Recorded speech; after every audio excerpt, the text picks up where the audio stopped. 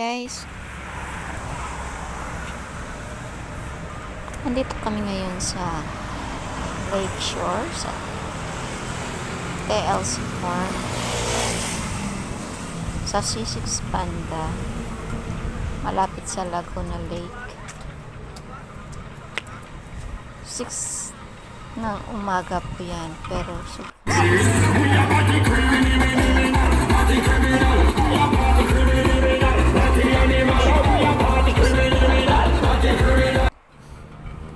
pagkatapos mag-zumba, walking na naman kami kasama ko si Bana. Ayan, tuwang-tuwa po yan.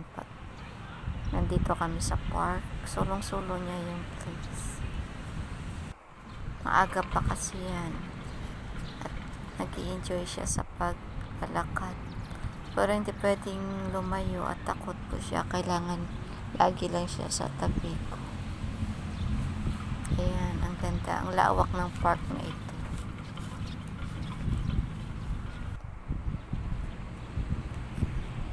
Happy na naman ang Bana, laging nakasmile. Kasi tingnan niyo po yan, marami din pong mga aso dito. Marami na rin mga tao kahit ganitong oras dahil sobrang maliwanag na po. Ayan, TLC Park kami. Pasok kami sa loob ng park kung saan marami pa pong mga magagandang tanawin. Sa Instagram po ang mga picture dito. At tungtuwang maglalaro dito si Bana. Ayan. Sit. Happy daw. Diyan. Tara, let's walk. Ayan, may mga bagong pintura ng mga decoration dito sa loob ng park.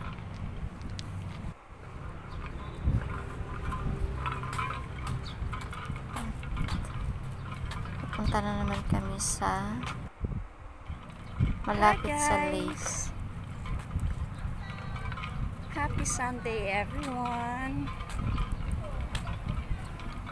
Dito na naman kami sa Lakeshore sa Taguig kasama si Bana. Sunod na yan si Bana. Kaya pwede ko siyang i-unlist kasi hindi naman siya lumalayo. Nasa tabi ko lang yan pala. Nag-walk kami. Yan, may mga halaman. Ang ganda ng nakatanim po dito. Naka-refresh yung mukha. Malawak po siya. Kaya kahit dito ka lang mag-walking, mag-exercise na po kayo, hindi nyo maramdaman yung pagod. Ayan ang Laguna Lake. Grabe, ang ganda.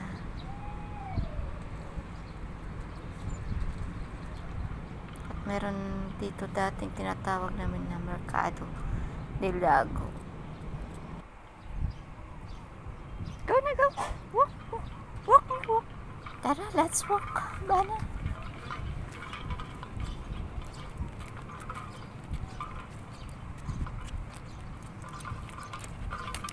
Pagod na pero hindi pa rin sumusuko sa lalakad.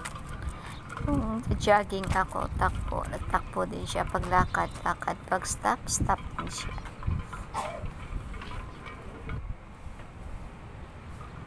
Ayan. May mga bench dito, pwede kayo mag-snacks. Baon ng pagkain. Pwede mag-banding ang family. Meron din ditong mga bike for kids, yung pwede silang matutong mag-bike. Meron ding mga dog park, pwedeng maglaro ang mga aso, pero kailangan naka-diaper. Pwede kayo naka-leash po yung mga aso pag nasa dog park. Pero kung kaya naman i-handle ang aso, pwede naman siya unleash katulad kay Bana. Thank you for watching. Bye.